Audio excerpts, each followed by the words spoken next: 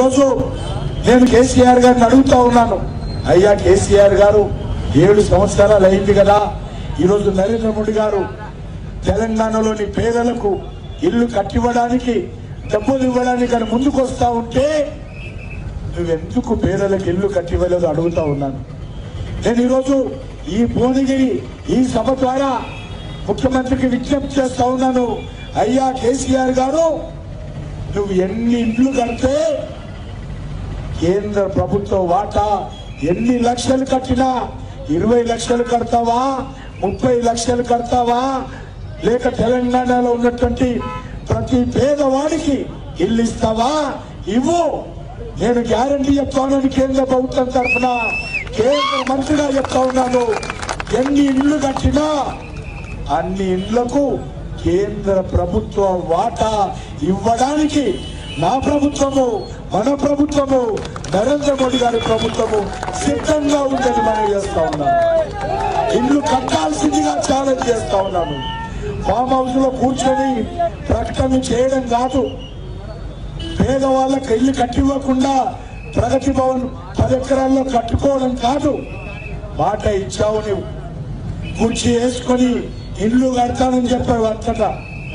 కానీ ఈరోజు 7 సంవత్సరాలు అయింది. మళ్ళీ 2-3 సంవత్సరాల్లో నీ ప్రభుత్వం అడ్రస్ ఉండదు తెలంగాణలో. ఉన్నప్పుడు కట్టు, నేను కేంద్ర ప్రభుత్వంతో ఎన్ని డబ్బులైనా ఇవ్వడానికి సిద్ధంగా ఉన్నాను. ఈరోజు మీ అందరినీ కోరుతా ఉన్నాను, నరేంద్ర మోడీ గారి ప్రభుత్వము మరి ఇది జాతీయవాద ప్రభుత్వము. నరేంద్ర మోడీ గారి ప్రభుత్వము ముద్ర బ్యాంకు ద్వారా అందరికీ సహకారం అందిస్తుంది. పొదుపు సంఘాలకు 20 లక్షల లోన్లు ఇవ్వాలని నరేంద్ర మోడీ గారి ప్రభుత్వం నిర్ణయించి అమలు చేస్తా ఉంది. అదేవిధంగా ఇటీవల కరోనా వచ్చినప్పుడు అన్ని రకాలుగా కేంద్ర ప్రభుత్వము తెలంగాణ ప్రజలను ఆదుకున్న విషయాన్ని మనం చేస్తా ఉన్నాము. అది ఆక్సిజన్ విషయంలో కానీ, రెమ్డెసివిర్ ఇంజక్షన్లో కానీ, ఆంప్రోటెక్సిన్ ఇంజక్షన్లో కానీ, మాస్కులు కానీ, పీపీ కిట్లు కానీ కేంద్ర ప్రభుత్వం పూర్తిగా అందించింది. కరోనాకు సంబంధించి సమయంలో ఆక్సిజన్ రైళ్లను నడిపింది. యుద్ధ విమానాల ద్వారా హైదరాబాద్ కు ఆక్సిజన్ సరఫరా చేయడం జరిగింది. కాబట్టి మీ అందరినీ కోరుతా ఉన్నాను, మనరేగా ద్వారా కరోనా ఇబ్బంది కారణంగా ఉపాధి కోల్పోయారని చెప్పి మనరేగా యొక్క దినసరి వేతనం పెంచడం జరిగింది. కూలి దినాలు కూడా పెంచిన విషయాన్ని మనం చేస్తా ఉన్నాను. ఈరోజు మీ అందరినీ కోరుతా ఉన్నాను, నరేంద్ర మోడీ గారి ప్రభుత్వము తెలంగాణ అభివృద్ధి కోసం కట్టుబడి ఉంది. కేసీఆర్ కుటుంబము ఎన్ని తప్పుడు ప్రచారం చేసినా, ఎన్ని అబద్ధాలు చెప్పినా నరేంద్ర మోడీ గారి ప్రభుత్వము తెలంగాణ అభివృద్ధి కోసం కట్టుబడి ఉంది. నేను ఈరోజు కేసీఆర్ని అడుగుతా ఉన్నాను, గ్రామ పంచాయతీల అభివృద్ధికి మీరు డబ్బులు ఇచ్చారో, కేంద్ర ప్రభుత్వం ఎన్ని డబ్బులు ఇచ్చిందో ఒక్కసారి ఆలోచన చేయాల్సిందిగా కోరుతా ఉన్నాను. కేంద్ర ప్రభుత్వం, నరేంద్ర మోడీ గారి ప్రభుత్వం గ్రామ పంచాయతీల అభివృద్ధి కోసం, మున్సిపాలిటీల అభివృద్ధి కోసం, జాతీయ రహదారుల అభివృద్ధి కోసం అనేక రకాలుగా ఇచ్చింది. మీకు తెలిసి ఈరోజు వరంగల్ నుంచి 1900 కోట్ల రూపాయలతో మన భువనగిరి మీదుగా సీసీ రోడ్డు వేయడం జరిగింది. తెలంగాణలో మొట్టమొదటి జాతీయ రహదారుల సీసీ రోడ్డు ఈ భువనగిరి ప్రాంతం నుంచే వెళ్తా ఉందని మనం చేస్తా ఉన్నాను. అంతేకాకుండా ఈరోజు నేను కోరుతా ఉన్నాను, ఈ యొక్క భువనగిరిలో కోట ఉంది. ఆ కోట రాష్ట్ర ప్రభుత్వ ఆధ్వర్యంలో ఉంది. తప్పకుండా ఆ కోటకు అన్ని రకాలుగా రాష్ట్ర ప్రభుత్వం ప్రతిపాదనలు పంపిస్తే ఇదే కోట, ఈ కోటను రాష్ట్ర ప్రభుత్వం కానీ, గతంలో కాంగ్రెస్ పార్టీ కానీ ఎవరు కూడా ఏం పట్టించుకోలేదు. నేను ఈరోజు కేసీఆర్ ను కోరుతా ఉన్నాను, దీని ప్రతిపాదనలు కేంద్ర ప్రభుత్వానికి వస్తే తప్పకుండా ఈ కోటను అభివృద్ధి చేసి ఒక పర్యాటక కేంద్రంగా నిర్మాణం చేస్తానని మనం చేస్తా ఉన్నాను.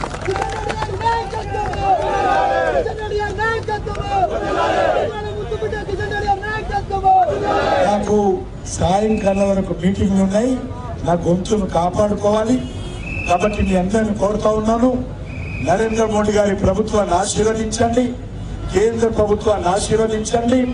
తెలంగాణలో కుటుంబ పార్టీకి బుద్ధి చెప్పండి, నియంత్రణ పార్టీకి బుద్ధి చెప్పండి. మీ బంధువులు ఎవరున్నా, మీ స్నేహితులు ఎవరున్నా హుజూరాబాద్లో ఈటెల రాజేందర్ను, హుజూరాబాద్లో భారతీయ జనతా పార్టీని గెలిపించాల్సిందిగా చెప్పండి.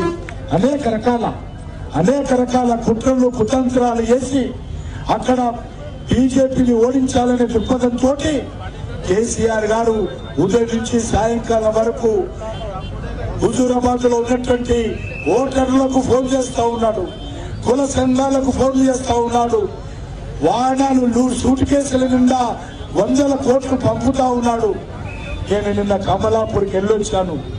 నేను మనవి చేస్తా ఉన్నాను, కేసీఆర్ గారు నువ్వు ఎన్ని వేల కోట్ల రూపాయలు హుజూరాబాద్ లో డంప్ చేసినా, ఎన్ని వందల మంది భారతీయ జనతా పార్టీ కార్యకర్తలను జైల్లో పెట్టినా, ఎన్ని రకాల అధర్మ కార్యక్రమాలు చేపట్టినా హుజూరాబాద్ లో గెలిచేది ధర్మం గెలుస్తుంది, హుజూరాబాద్ లో నీతి నిజాయితీ గెలుస్తుంది, హుజూరాబాద్ లో నైతిక విలువలు గెలుస్తాయి, హుజూరాబాద్ లో నిజాం పాలనకు ఎంఐఎం కలిసి పరిపాలిస్తున్నటువంటి టిఆర్ఎస్ పాలనకు హుజూరాబాద్ ప్రజలు పాట వేస్తారు, ఖచ్చితంగా బీజేపీని గెలిపిస్తారు. కాబట్టి నేను తెలంగాణ ప్రజలు మార్పు కోరుకుంటున్నారు, టిఆర్ఎస్ పోవాలని కోరుకుంటున్నారు.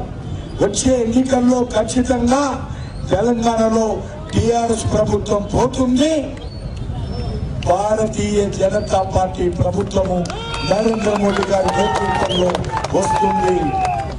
కాబట్టి ఈరోజు తెలంగాణలో టిఆర్ఎస్ కు ప్రత్యామ్నాయమేమో భారతీయ జనతా పార్టీ మాత్రమే, కాంగ్రెస్ పార్టీ ప్రత్యామ్నాయం కాదు. కాంగ్రెస్ పార్టీకి 19 మంది ఎమ్మెల్యేలను గెలిపిస్తే 12 మంది పార్టీ ఫిరాయించి ఈ గాంధీ భవన్ బాగలేదు, ఈ కాంగ్రెస్ పార్టీ బాగలేదు, ఈ సోనియా గాంధీ బాగలేదు, ఈ రాహుల్ గాంధీ పనికిరాడని చెప్పి వాళ్ళు తెలంగాణ భవన్కి వెళ్ళారు. రేపు కూడా 2-3 ఎమ్మెల్యేలు గెలిపించినా వాళ్ళు మళ్ళీ వెళ్ళేది తెలంగాణ భవన్కి. అందుకే టిఆర్ఎస్ అడ్రస్ పోవాలంటే, కుటుంబ పాలన పోవాలంటే, ప్రజాస్వామ్య పాలన రావాలంటే, తెలంగాణ అమరవీరుల ఆకాంక్షలు నెరవేరాలంటే భారతీయ జనతా పార్టీ రావాలి, బీజేపీ గెలవాలి. నిన్న నుంచి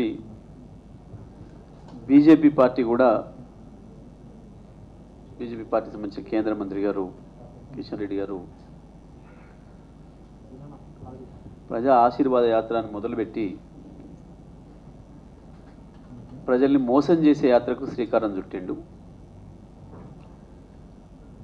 పచ్చి అబద్ధాలతోని, అర్ధరహితమైన ఆరోపణలతోని ప్రజలకు వాస్తవాలు చెప్పకుండా, ప్రజల్లో వాస్తవాలు చర్చ రాకుండా చేయడం కొరకు వాళ్ళ యాత్ర చేస్తున్నట్టు కనబడతా ఉంది. తెలంగాణ రాష్ట్ర ముఖ్యమంత్రి గారి పైన నోటుకొచ్చినట్టు అవాకులు చవాకులు వేలుతూ, కుటుంబం పైన అర్థం లేని ఆరోపణలు చేస్తూ గాలి మాటలు మాట్లాడుతున్నాడు. కిషన్ రెడ్డి గారు వాస్తవాలు చెప్పితే మేము కూడా ఆహ్వానించేవాళ్ళం. మోడీ గారిని ప్రధానమంత్రిని చేసినప్పుడు ఈ దేశంలో పెట్రోల్ ధర 60 రూపాయలు, డీజిల్ ధర 50 రూపాయలు ఉండే. ఇవాళ మేము విజయవంతంగా 100 దాటించినాం, 100 రూపాయలు దాటించినాం రెండింటిని. అందుకే మమ్మల్ని ఆశీర్వదించండి అని చెప్పి అడిగి ఉంటే ప్రజలు ఏం సమాధానం చెప్పేవాళ్ళు అర్థమయ్యేది. లేదా ఆనాడు 400 ఉన్న గ్యాస్ ధర ఇవాళ 900 దాటించినాం, అది కూడా 1000 రూపాయలకు తీసుకోబోతున్నాం. అందుకని మహిళలు మమ్మల్ని ఆశీర్వదించాలని అడిగుంటే కిషన్ రెడ్డి గారు వాస్తవం మాట్లాడినట్టుకుంటుండే. కిషన్ రెడ్డి గారు ఆ విషయాలు మాట్లాడలేదు. లేదా మేము 2014 కానీ 18 కానీ మేము 19 కానీ ప్రజలకు ఎన్నికల్లో ఇచ్చినాం, ఈ హామీలు ఇచ్చినాం, దీంట్లో పలానా హామీ నెరవేర్చినామని చెప్పి ఒకటని చెప్పుంటే బాగుండేది. ఒక్కటంటే ఒక్కటి ఏం చేసిండ్రు ఈ దేశానికి మోడీ గారి పరిపాలనలో? చీపుర్లు చేతికిచ్చి బజార్లు ఊకండి, మీరే ఊకండి, మేము మాత్రం దానికి స్వచ్ఛ భారత్ పేరు పెట్టుకుంటాం, మీ డబ్బులతో మీరు బ్యాంక్ అకౌంట్లు ఓపెన్ చేసుకోండి, మేము దానికి జన్ధన్ అని పేరు పెడతాం.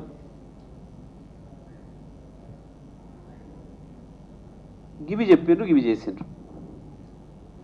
ఏమైంది అసలు మీరు చెప్పిన మాట? ఈ దేశంలో 5 కోట్ల మందికి ఉద్యోగాలు ఇస్తామని చెప్పారు. స్కిల్ డెవలప్మెంట్ మీద ఊదరగొట్టిండ్రు. ఏం స్కిల్? అబద్ధాలు చెప్పే దాంట్లో స్కిల్ మీరు నేర్చుకున్నారు. కింది నుంచి పై స్థాయి కనుక మీ బీజేపీ పార్టీ కార్యకర్తలకి అబద్ధాలు చెప్పే స్కిల్ ఒకటి నేర్పారు తప్ప ఈ దేశ యువతకి ఏం స్కిల్ నేర్పాలి? అన్నిటికీ మించిన పెద్ద మోసం, నాకు అవకాశం ఇస్తే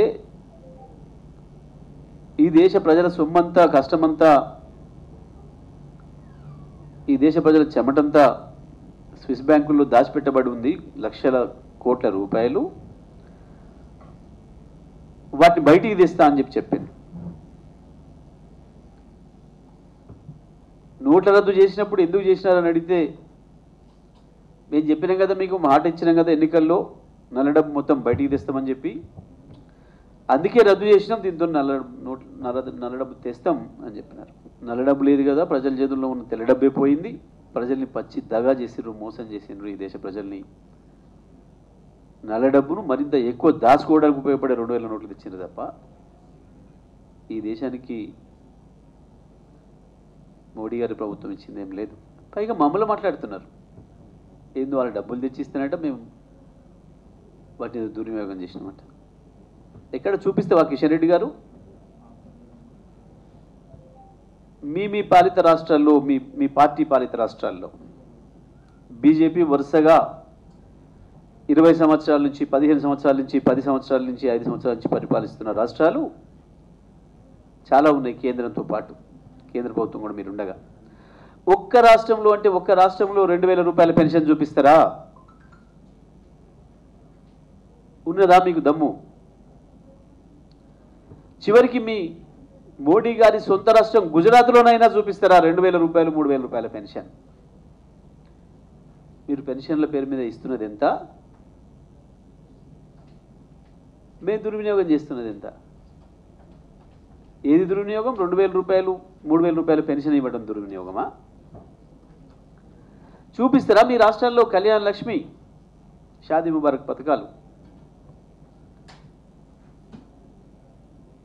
ఏ పేదింట్లో పెళ్లి జరిగినా అది కన్నీళ్లతో జరగొద్దని, అప్పుల బాధతో జరగొద్దని, ఆ పెళ్లికి చేసిన అప్పు వల్ల ఆ కుటుంబంలో ఆత్మహత్య జరగొద్దని ప్రభుత్వమే స్వయంగా 1,116 రూపాయలు అందించే కార్యక్రమం కళ్యాణ లక్ష్మి, షాదీ ముబారక్ కార్యక్రమాలు మీ గుజరాత్, మీ మధ్యప్రదేశ్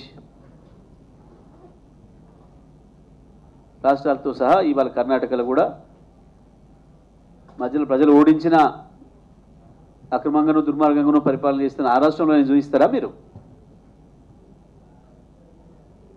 ఎక్కడ చూపించగలుగుతారు? చూపిస్తారా మిషన్ భగీరథ ఈ దేశంలో ఎక్కడైనా?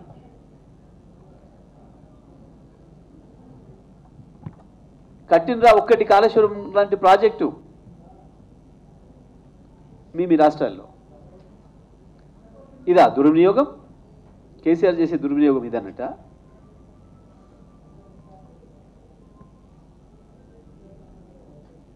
మా పథకాల్ని కాపీ కొట్టి కూడా చక్కగా అమలు చేసిన సందర్భం లేదు ఇప్పటివరకు మీరు ఈ దేశంలో ఏ రాష్ట్రంలో కూడా.